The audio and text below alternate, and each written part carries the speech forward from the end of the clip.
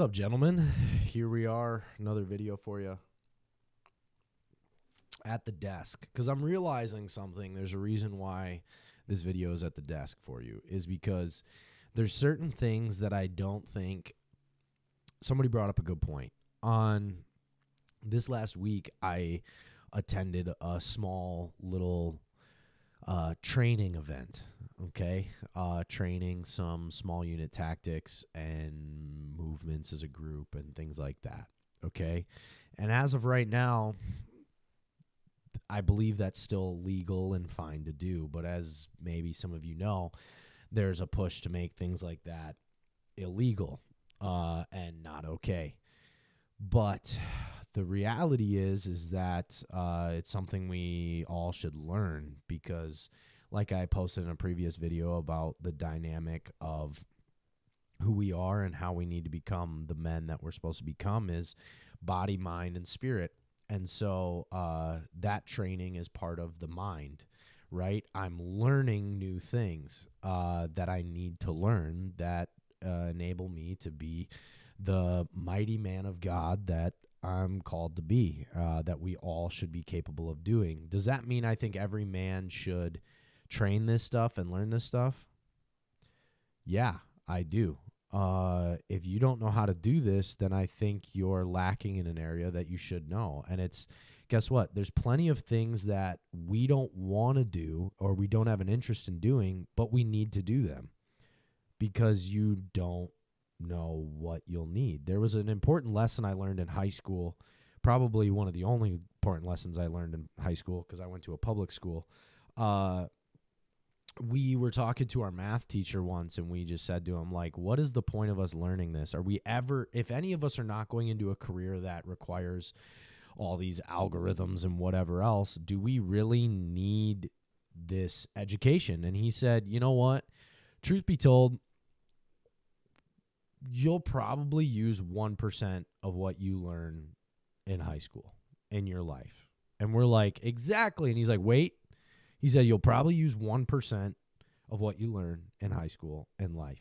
But the thing is, you don't know what 1% that is. So you have to learn it all. And that stuck with me forever because that's the truth in this whole matter is you will probably use 1% of the things that you learn, but you just don't know what it is that you're going to need to learn or need to use. And so you have to learn as much as you can. And it's the saying, you'd rather be a gardener or you'd rather be a warrior in a garden than a gardener in a war. Pardon me. I'm having all sorts of issues, but that's the reality is, you need to be prepared. And this isn't paranoid. It's prepared. And if you suffer from paranoia, it's because you're not prepared. But the more you prepare, the more at peace you feel. There's also the trap, though. The more that you prepare, the more paranoid you can get. But you can't let that happen. You just have to allow yourself to feel peace with the training and preparedness you have. But if you don't have any training, then, yeah, you're going to be paranoid when you see things on the news or you hear rumbles of this or rumors of that. But it's one of the reasons why I train running. I think the studies are out. A lot of people argue, how weightlifting, resistance training, and even CrossFit, things like that are beneficial to your body. Now, CrossFit, you could argue about the joints and all that different stuff. But beside the point, you understand the benefits to the body, the muscle. It also works your cardiovascular. So then you're able to run. You're able to do this stuff. Where running, some people argue that running is not the best form of training anymore, though running has always been implemented in so many different areas. Now, like I said, this is some people argue this. The point is that there's ways to train without needing to run, okay? That's the point. But why do I run? Why do I push myself to go on a jog, on a run, work a hill workout, go on a ruck, things like that? The reason why is because my inner, let's see, I'm trying to think of a good way to describe it. My inner wuss, okay? Because obviously some people online call that something else. My inner wuss hates it. My inner wuss hates running. I used to be a really good long distance runner. I used to love running. And that's partially why I hate it so much now, is because I look at how far I've fallen. But that's an insecurity and a pride thing. So my inner wuss, I shut it down by pushing myself to run. It's not so much that running benefits me the most physically, though there's physical benefit to it. It's more my mental. Forcing myself and not giving in to my whim, giving into what's easiest for me, most interesting, what I like to do. I'm training myself to not give in to that voice and go for a run, right? It's just like ice baths, right? Or cold showers. I don't like it. There's benefit to it. One of the benefits is that I'm telling my inner wuss to shut up, and I'm not going to listen to you, and I'm going to force myself to do what's right. And that's something that we all need to learn. And so when we look at training, whether it's with guns, whether it's small unit tactics, whether it's any of these things, survival, in invasion, different things like that, it may not be the most interesting, but it's something that we need to know so that we can pass on to other people. And that's part of the mental side of training. Whenever you look at something that you know is beneficial, but it's not the most interesting to you, right? You need to recognize that that's not about the body anymore, although there's some benefit to it, right? And there could be, like the running aspect or cold showers and this and that. But it's more about your mental. You're strengthening yourself mentally and preparing yourself for the battle ahead, because there's going to be plenty of times where you want to give up in the fight. There's plenty of times spiritually, physically, and so on that you want to give up in the fight. You can't. You can't let yourself do that. You have to mentally push yourself through and get closer to becoming the man that you're called to be.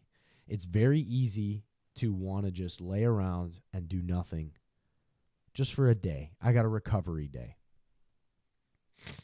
And you know what? There's times for that. There's times where you do need to recover and you need to rest and you need to take care of yourself. But stringing that together with the next day and the next day and the next day, and pretty soon you're right back to where you backslid all the way back. It's the reality, and it's the challenge we face, and that's why you cannot listen to your inner wuss. Don't rest when your inner wuss says to rest. Rest when the job is done, when you've worked hard. And make sure that that rest is still kept holy. Keep the Sabbath holy, because too often, rest, a reward day, a cheat day, well, then you just undo all the work you just did for a week. That doesn't make sense. That's undermining what you're trying to do and who you're trying to become. So that inner wuss, we can't listen to that. We have to overcome that, and that's one of the reasons why we train doing the things that I'm not super interested in this. That doesn't really interest me. That doesn't sound like fun. That's kind of hard, and I'm not really interested, and when am I ever going to need that? You're paranoid for training like that.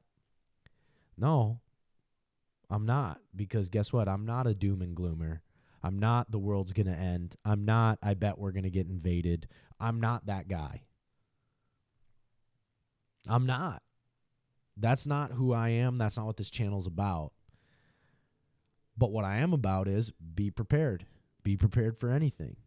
Improvise, adapt, work the problem, figure this stuff out. But you can't work the problem unless you have prepared. So be prepared. That's who we're called to be. And as a man, we're problem solvers. We are. Now, that can get us into trouble, especially with our wives. But we're problem solvers. But you can't solve a problem unless you're prepared and know things and are trained in things that don't interest you. But you need to know. Get over yourself and do what's right.